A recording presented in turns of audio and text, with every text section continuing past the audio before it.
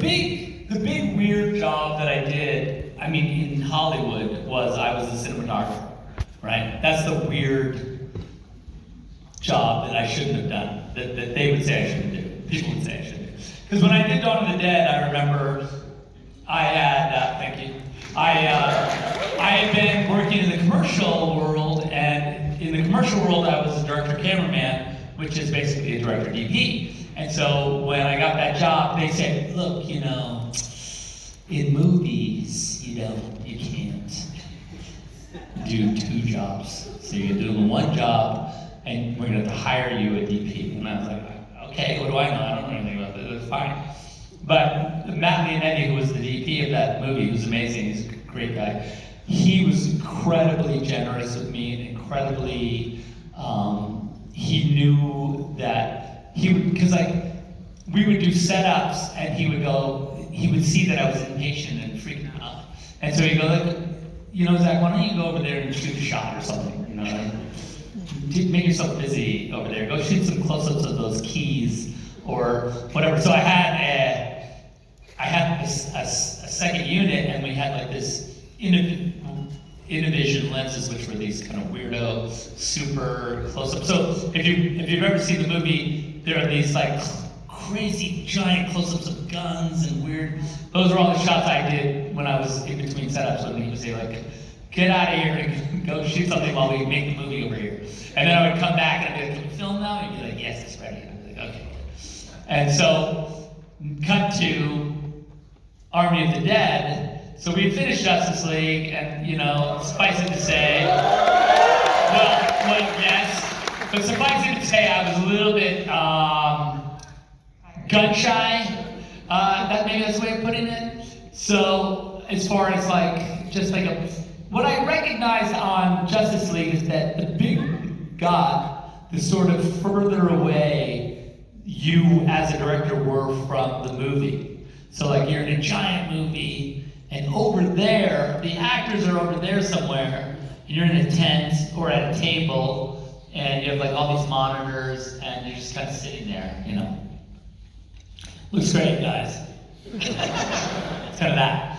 But then what happened was when we were getting ready to like, when I was thinking about making Army, I was like, you know what? I really want to just be the DP of Army, because I just feel like I need to get back and like just get a hold of these fuckers and like, you know, make a movie. And so that was kind of the evolution. And then like when we made Army, it was like really an amazing experience. I felt really close to everything and everyone, and it was really amazing. And then, so we just carried it on to this. So that was the weird, sorry, the fucking longest answer ever.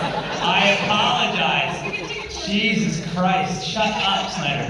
Anyway, so that's the weird job. Otherwise, like with Kurt and Shay, you know, that's like normal, like we have fun writing a movie and it's really cool, and then like, okay, go make that movie. So that's like kind of normal Hollywood stuff. And like producer, I'm a producer, yes, because I'm doing the movie, but you know, I have Debbie and Wes, so like I know it's you know, they're not gonna like, the bottom's not gonna fall out of it, right? Because these guys are awesome, so it's gonna work. Yeah. It's true. Thank God. Zeroing back in on this wonderful chapter we all just watched, this can be for everyone. Can you kind of talk to us about, because this is a unique situation in that two films were filmed at the same time, can you talk about kind of if you guys were on it for the whole time? When did you guys come in? When did all your jobs start? Did they end? Did you have a break between one and two? Yeah, no, all these people right here, everyone here was on the move, had been like basically hanging out with us for about the last 5 years, I think, maybe longer. It's coming. Right, when did Army start? It's coming about 3 years. It's like for this movie. 3 years. But starting with Army, because you didn't really have a break between this and Army, not that big of a break. It's 5 or 6, I think. Yeah. So anyway, yeah. So it's like, you know, so Okay. they were always, we were talking For about. me, it's been 15 years. Yeah. Sorry. I mean, yes. Maybe Some people more than others. actually 20 years, because this idea has been kicking around for so long, and it was a germ of an idea, and then Zach and Kurt would talk about some things, and then it was a video game at one point, and it was a television series at one point, And then I think we had a conversation and I said, it should be a movie. This is what we do. Like, let's make this into a movie. And then we started developing it into a movie. But it was always something, the idea that Zach and I, listen, when you're a producer, director, husband and wife, like, you're always talking about the things you're passionate about, the movies you're making, the projects you want to make. So we had been talking about it for years and years and years. And then to actually have the idea, to have a studio willing to make something of this scale with an original IP and original characters is really kind of unheard of today, because everything is sequels, prequels, it's a game, it's a this, it's a that. It was quite a gamble for them, and we are so grateful to be able to have the opportunity to be able to make it, and then to make two of them at the same time. That's actually unheard of too. So can you guys kind of walk us through producer, yes, great group up here. Producer, writer, editor, VFX team, can you talk about kind of when, like for part 2, I'm just curious, what things were you excited to dig into on the second chapter? Obviously you filmed it all at the same time, but was there some sequence that you were excited to get to? Was there something from script that you were so excited to see? Well, Dodie, I mean, I think that because we shot the whole thing at the same time, and Dodie was cutting all along, we would have basically, the movie was kind of happening. I don't know, was there any, I mean, I guess, Dodie, talk about a little bit, like, one of the sequences, and then I'll let her talk about it, I'm sorry. One of the sequences is like, I think we showed the crew, like, near the end of the movie, we showed the crew the scene where Sam gives the banners to everybody, and the harvest, and like, I think it was harvest? It was when we were shooting. Yeah, we were still shooting. Middle of shooting, yeah, about 2/3 of the way through. Yes. It's like a sizzle reel. We call it the silver bullet. Yeah, silver bullet, to like make everybody get psyched up because it was a long shoot and they were all ready to probably quit or whatever. So we were like, look at how cool this was. And so I remember like we sat and talked about, and so that was still 2022. We're cutting scenes for the harvest, and so that's right. I mean, We just cut. I mean, I cut everything as quickly as soon as it was shot. I would cut it, and I something I do with Zach that I don't do with every director is I send him the roughest version of the scene. Meaning the next morning he'll get a cut, and he might still be working on that scene, and he'll see storyboards and shots missing, and it might inform your work that day. I presume it does. yeah, I love it. It's amazing. It's also cool and weirdly inspiring to, like, you drew something, at some point in the past, and with Kurt and Shay, we had written this cool sort of script, and then as you're shooting it, like say I'm in the car on the way into work, and I'm looking at the scene kind of come together and everyone, doing their amazing acting and amazing stunt work and production design and all the things, and it's just really, it's incredibly, that's when I see it, you know what I mean? It's weird because people are always like, when you watch the movie, like maybe I see it then, and then I see it, like I watched Watchmen like literally it was on HBO, like I think it was like, it's on now, but it was on, I watched it like maybe 4 or 5 days ago. I was just laying in bed and it was on and I watched it, and it's weird, like for me, like that's the other time I watch it, like 10 years later. Like those are the weird, like that's my, and for you guys it's different, like you get to see it kind of in a single shot, where I kind of like, it's pieced out to me in this weird way. You guys you're living with it differently. Yeah. Dodie, I have to just backtrack. Does that mean you're working vampire hours when they're shooting? And you're cutting overnight? Maybe a little. As soon as I get the material, well, I'll cut it, but I wanted to speak to what you said about Zach doing all the jobs. Of course, he did do a couple more jobs, like drawing all of the storyboards for the entire movie. I sat in the editing room and I cut together long before they start shooting. I built the whole movie with the storyboards, and it really helps me in the cutting because the script supervisor has them all numbered, so all the shots come in, and we're building from his storyboards. It's fantastic. That's amazing. Also, I want to say that, I don't know, Jared, are you here? Yeah, so a very good friend of mine and longtime collaborator, Jared Parrington, amazing artist. Like really, to call him a storyboard artist is rude, I think. Like I doodle, like Disrespect to storyboard. no, by the way, absolutely, because that's what I kind of like. I would say, but like so, what Jared would do for me a lot of times, like when I ask him to draw a little sequence, he'd be like, "Okay, fine, I'll draw a sequence for you." I don't want to. I want to draw these cool paintings, is what he does. So like, I'll say like, "Oh, it would really be cool to if I could. I really want to like get excited about this scene." And we'll talk about it, and then Jared will knock a painting up that is fucking crazy, and then I'm like, okay, I want to make a movie now. And so I think he's back there, and he's a genius, and thank you, Jared.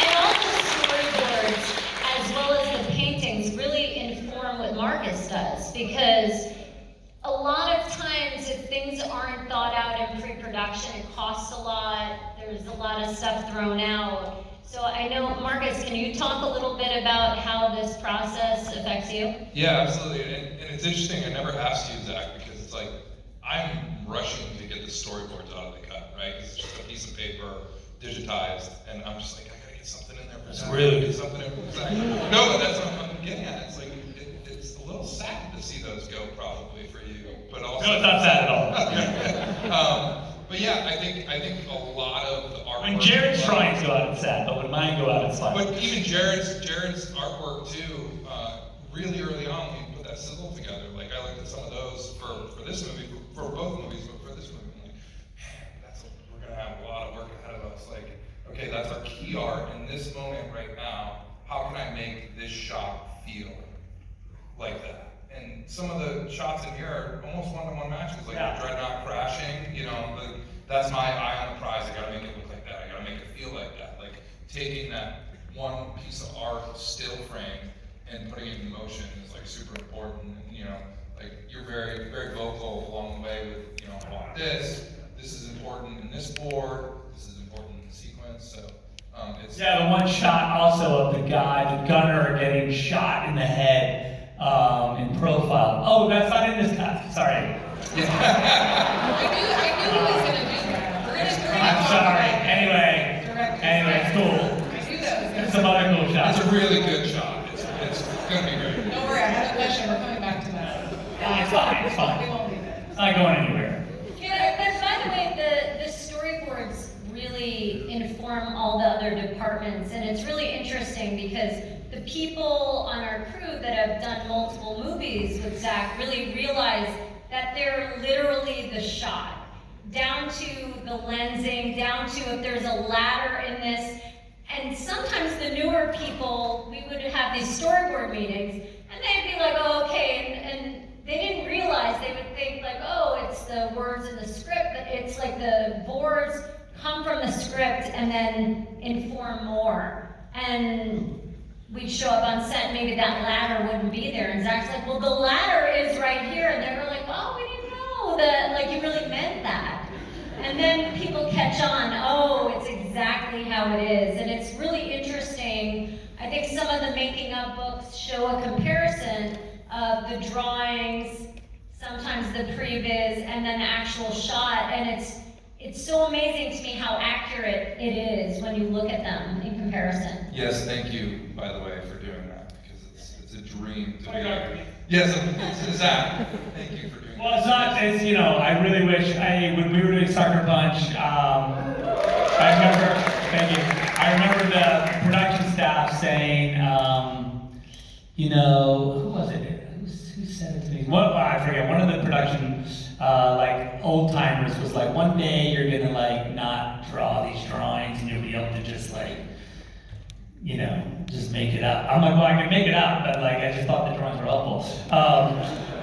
But like, I can't, it's funny because like, the more, like when you try not to do the drawings, you just, it's one time, really what it is just a chance to make the movie one time first. So you like kind of do the movie, you think about it as if you were shooting, you're like, oh, camera can be here, and the door's over there, so they'll come through, and then we'll be on this side. And then you do that work so that on the day, you already have done it once, it's like a rehearsal, then you can kind of do it quicker or better, or I don't know, whatever. But the truth is, it's really just as a tool, it's nothing more than that, and it helps. It just helps me make the movie, and I think that if there's young filmmakers out there, you're gonna have your own thing that maybe isn't storyboards that helps you, but I do suggest that you find a tool that allows you to sort of visualize the film before you make it, because when you get on set, having to be one beat ahead of everybody is important, because there's going to be a million questions and a million things you need to figure out, and that step does give you a leg up on everybody, so and it's important. Especially because you draw the edit, as opposed to just making a shot list and having, you know, I need this line, this need this place.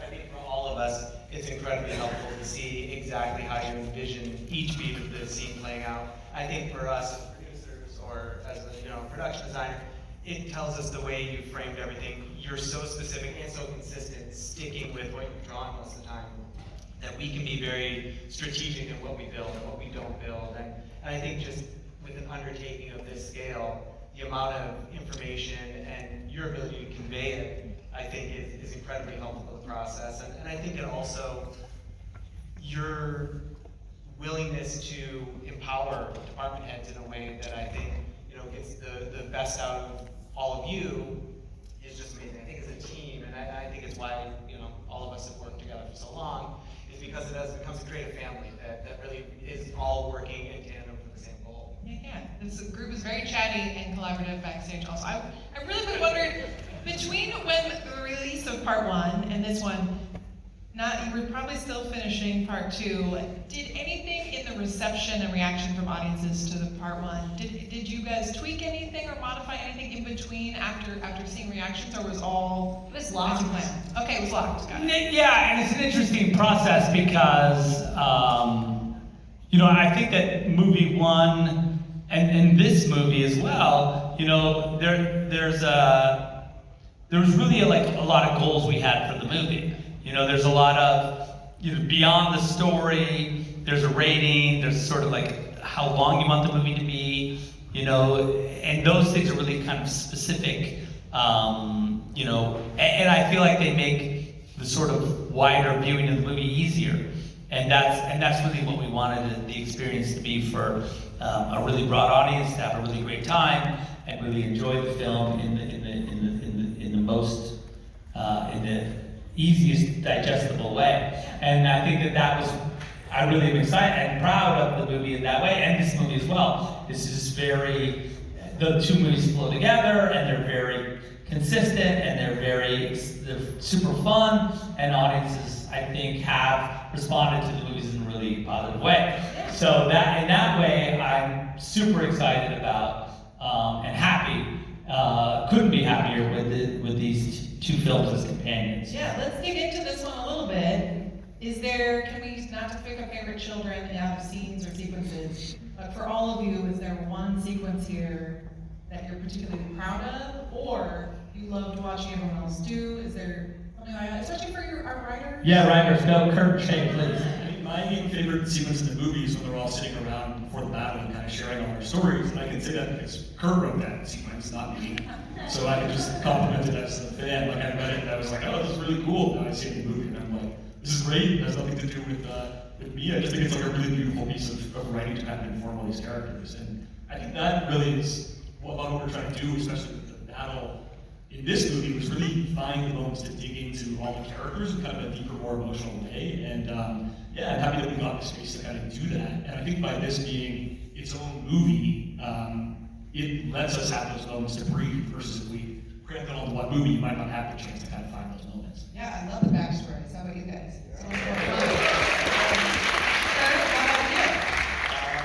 Yeah, I would say, well, just throw this one right back at Shay. Nemesis's death scene. He wrote that scene and it broke my heart. But I mean, when the little boy goes up to her, and I saw it a couple weeks ago, and I was like, oh my god, this is so good. And Corin, the gunner scene at the end, I just like the emotional engine really works for those characters. You just feel for them. So it's good. Yeah, those two scenes I really love. Yeah. For Deb and Wes, were there massive things you saw in pre-production, like, oh gosh, I wonder how we're gonna be able to do that? And then now seeing it finished, are there big set pieces like that are super satisfying, especially in this one, being it more of a war movie, as it were? The wheat was really,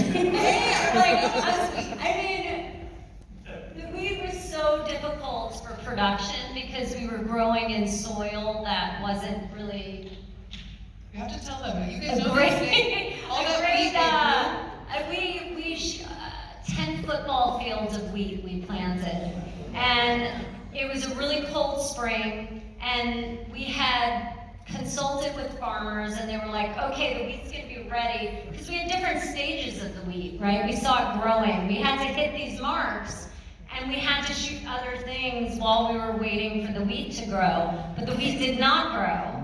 And we had to push the shoot 5 weeks and figure out other things to shoot, but you can't build all the sets at the same time, so you're building certain sets, and we had to scramble, and it was really challenging, and then the animals started eating the wheat, and it was like one thing after another. So after we shot, they would say, oh God, you know what, there's really bad news. And I was like, what's wrong? And they're like, well, these rodents are coming at night and they're eating all the wheat, and it's like a huge problem. And we're like, well, what do you mean? Can we stop them? Like, we can't find them, we don't know where they are. And these like magical rodents that come out of the darkness and just are eating the wheat.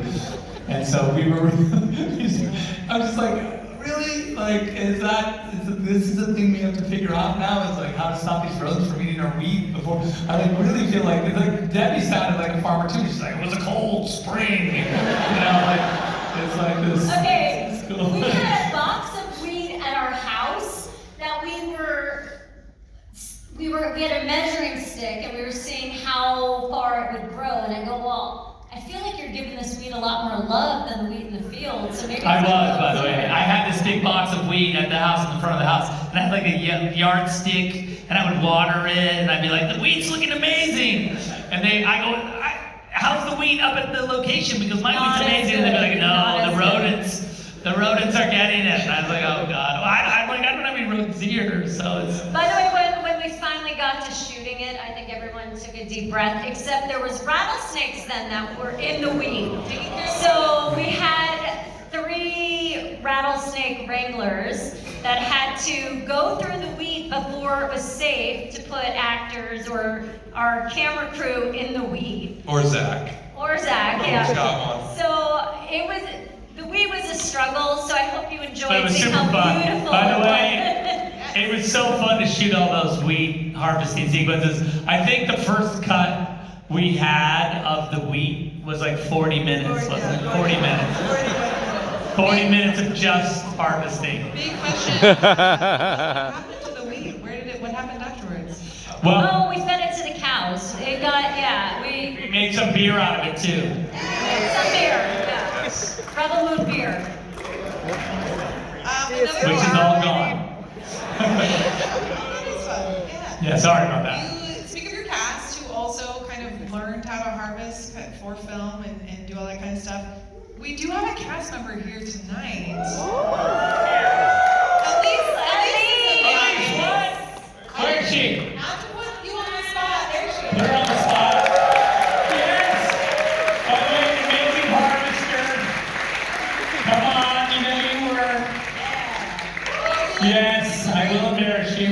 We get a little more action with each of the cast members in this film, and we could absolutely talk about Elise and her abilities, but I would love to kind of talk about your cast and the kind of leveling up they do in part 2, at least from my perspective. Well, it's a lot of fighting. I mean, it's a lot of like real fighting. Elise, for instance, has that amazing sequence where she comes out of the water, she blows up the mechanized tank thing, and then she's out there by herself fighting all those guys in that sort of weird crater. And I remember we were filming it, and I was like filming her and basically like falling all over the place because they're like all the dead bodies of the soldiers would like roll under my feet. And so I'd have to like jump over them and then like still try and find her. But it was great. And then there's that shot where after you fire the rocket launcher and the thing blows up, where I was chasing you down and we both sort of tumbled into that thing and fell on top of each other. I don't know if you remember that, but That'll be in the BTS. it was pretty crazy.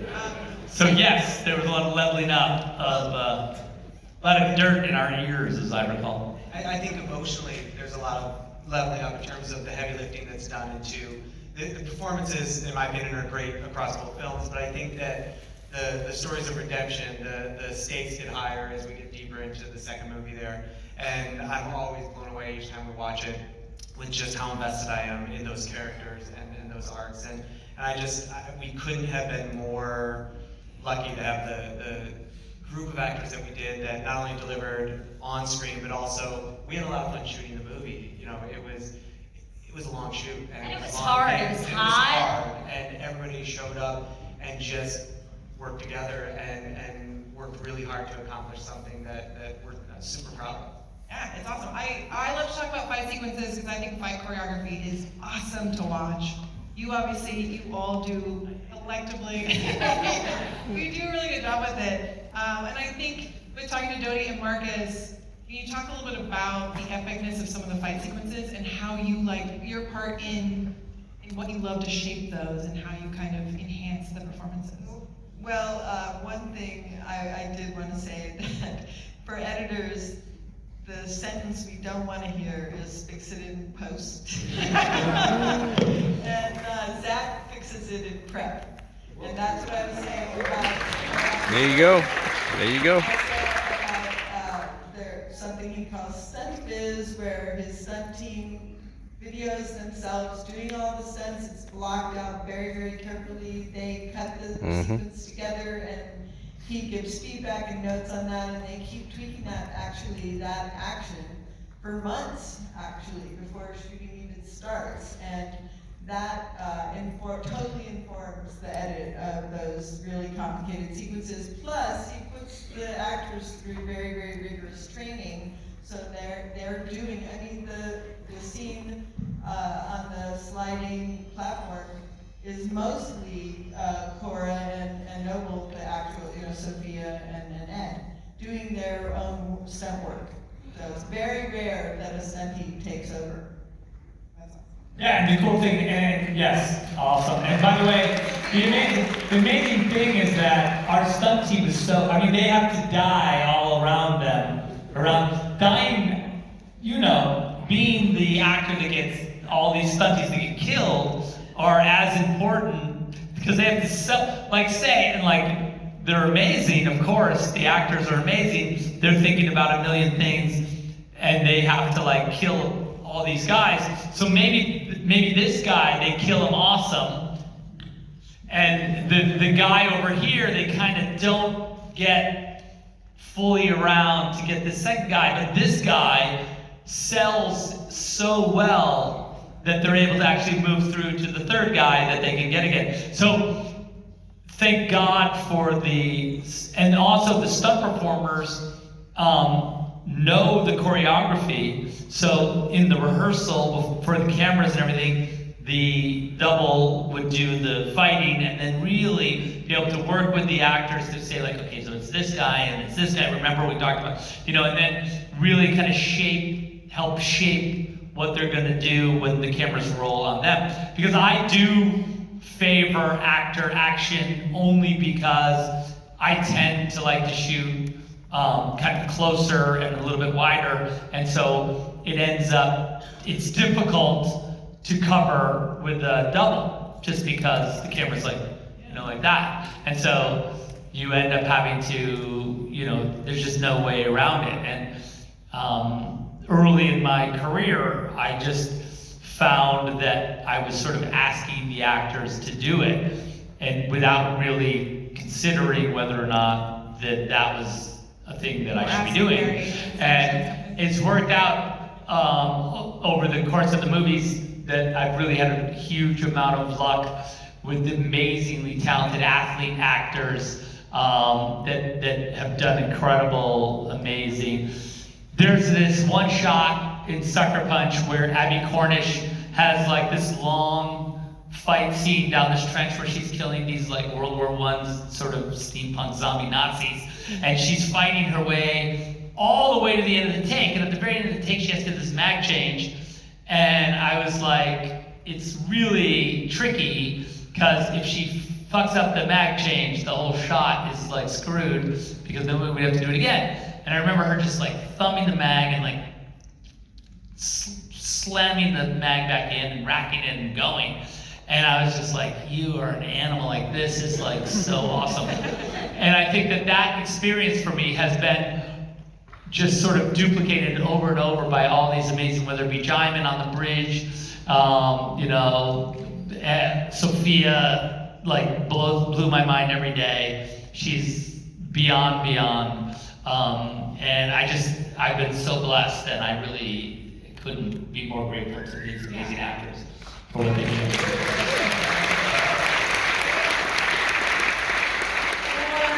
Marcus, can you point to something? I assume we're all going to watch this again, yeah? Well, remember the TV that you're going to have set up. So April 19th. There's going to be that. You're just going to be able to refer to it. Like if I call you, you'll be like, oh, hang on. Oh, it's the part where Noble's getting his... Right, yeah, hang on. Yeah, no, he's getting his killed right now. Okay, What I want maybe all of you to do too, is starting with Marcus, is there something you would love to kind of point to that when we see it again in some of your amazing work? Look for something. Yeah, it's like keep our eyes out. That's something you're really proud of and how the effects turned out, or something that maybe looks easy was really challenging. Because I think some of you are VFX artists, I'm sure, in here, but I have such an appreciation for it, but I know all the hours, so I'm going to point to something. One of the favorite sequences is actually when Cora and Noble are on the, falling dreadnought all the way through the interior, because that was probably half the size of the stage, and it was just, all we did was just level it up, 30 degrees, 45 degrees, so we maximized that throughout that entire sequence. It's just very small action. It's great action. Yeah, we kept sliding on the same piece over and over. Back up, hike back, slide back down, hike back up. So that one I'm pretty proud of, and of course all the artists around the world that worked on it. It's a fantastic sequence. But I think the whole final battle, it's about 45 minutes of continuous action, and all those parallel montages, like going back to what we were talking about earlier. You get the great performances or some team amazing, you get the great action from everybody. I gotta fill in the gaps later on. So my job is to basically, when I don't have to worry about the performances and they're just there, then I just gotta make it visually pleasing. So the final battle was one that was tough because there were so many elements and so many montages that we had to keep interesting visually. That whole little snippet of 45 minutes is pretty awesome too. Yeah, that was... I would say just that 45 minutes, really, if you're gonna play if you're gonna play like that. Answer for sure. If you only watch one part, just that 45 minutes. This 45-minute chunk. That's cool. That's like a really small thing to check You out. mentioned some director's cuts, right? Something that didn't make these parts 1 and 2. I'm just wondering, what can we? I knew that princess was alive, by the way. I knew she was not going to be dead. Can you tee up some? Well, go ahead, baby. What are you gonna say? I'm gonna say something. Yeah. We are working on them now, right? So yesterday, we had the mix for part 1, the director's cut. And I hadn't seen it in a long time because we've been working on, you're working on pieces of things and we have to deliver these movies. So it's like I saw the cut in the fall. And then visual effects has been working on all the effects and everything. And it just struck me that totally it's a very different movie. And I think the takeaway, it's just more. Yeah, we like to think about like it's the alternate universe of Rebel Moon. It's like a whole, it's like a different sort of, the jumping off point is completely different, and so you sort of enter the movie from a totally different place, and it really paints, and every scene after that's different because of what you saw. Yeah, that's what I was gonna say. Like, there's a lot of additional footage, right? Because it's an hour of additional footage. And, Just in movie one. and by the way, And then another hour in movie two. I have to give Netflix so much credit because they knew that you guys all looked for Zach's cut. They know that Zach is known for his cuts, right?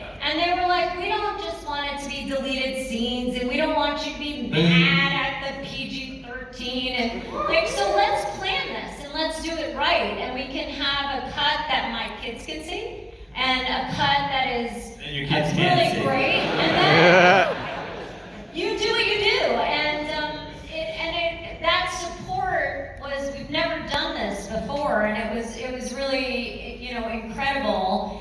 But it is true when watching it yesterday, and you see there's like this crazy scene, and then the scene after it, even though it's the same scene, just takes on a slightly different tone, just in general. And I will say also, I mean, just as a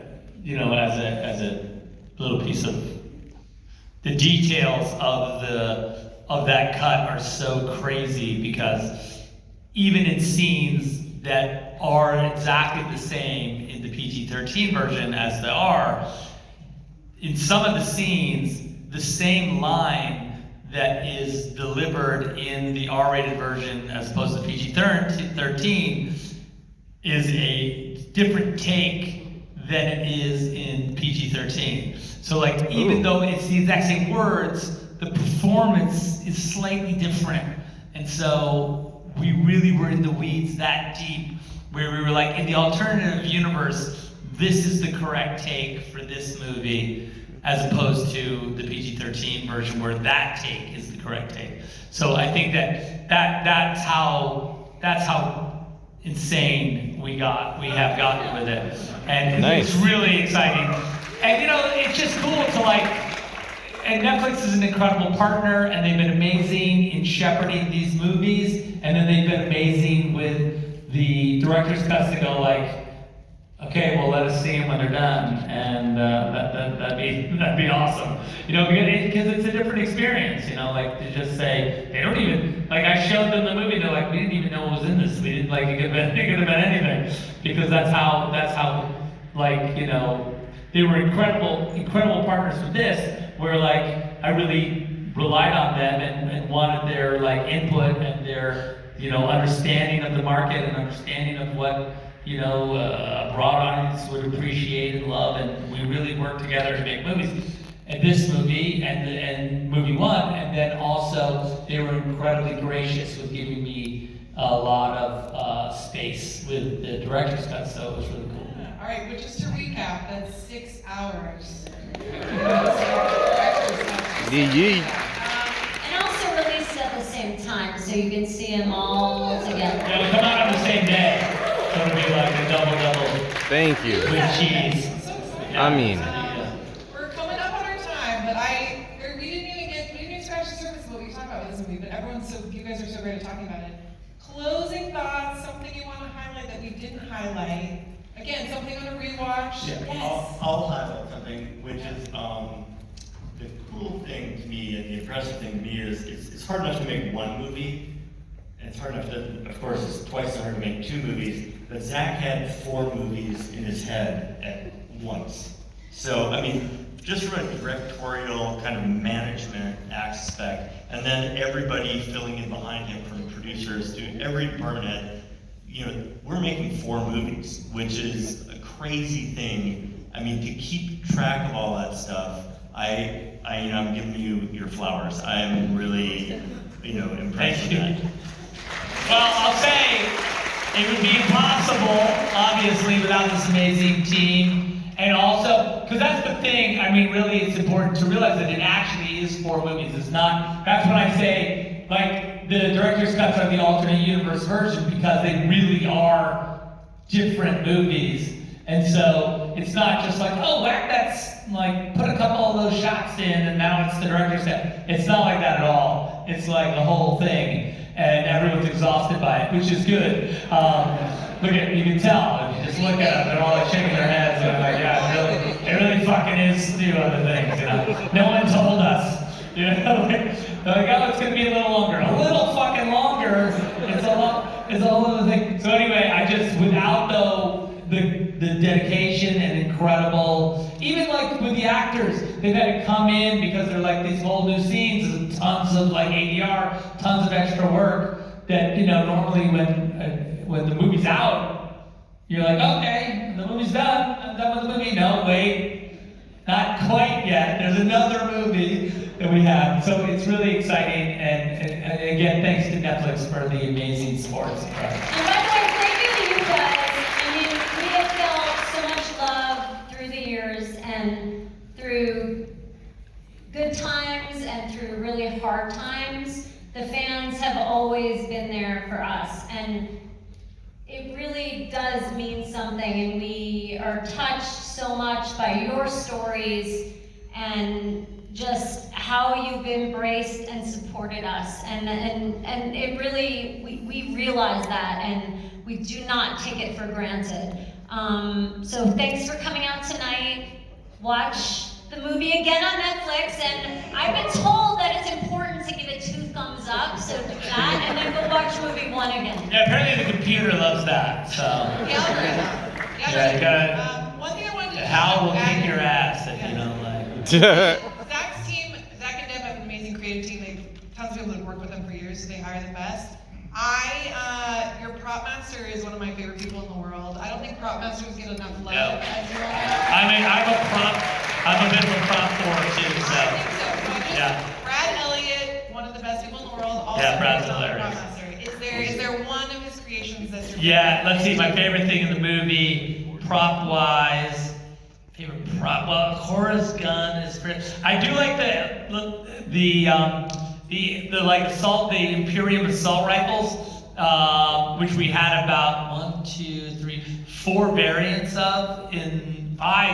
of, that were designed by us and by Brad, and then manufactured by Weta Workshop, and then sent over to us. Weta Workshop also manufactured the Beetlejuice chairs. We call them the Beetlejuice chairs. You know those chairs that grab the people?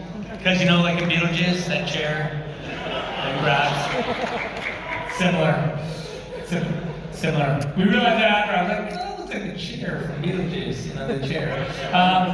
So anyways, they built the Beetlejuice chairs too, and they're incredible, but of course with him managing them, and also Noble's bone staff is really like, I have one in my office, and it's really got this insane, so like the mythology is basically that the ancient Issa, the original Issa, there's been 3 incarnations of Issa. The original Issa was born during a time of upheaval, and to escape this conflict, she was taken across the desert on this creature called the Lochnar, and the Lochnar, that is the femur of the Lochnar that died carrying Issa to safety.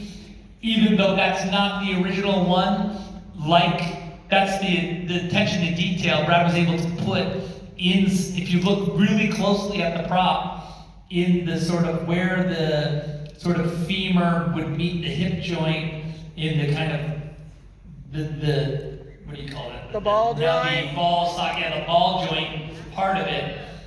There's a little window cut out, and in it is a little shard of bone, as if all they had left over from the original, Lochnar piece of bone was that little piece, and they were able to put it in like a relic, into that little window. So I really thought, and then right in an Imperium written all around it is this thing like preserver of Issa, blah blah blah blah blah, some kind of cool, bullshit. That's Some of amazing. the costumes are outside. a look at it. Yeah. Might be there. Anything else before we go? You guys have been awesome. They can talk all night. Thank you guys. April 19th. That's when you can watch it again. Only on Netflix, so tune in. Thank you all so much for staying. Thanks, guys. The bone of a locked arm. Hang on, bud. Thanks, guys. I want to know if the extra hour is all week. Just wait. If so, I will watch. Only wait.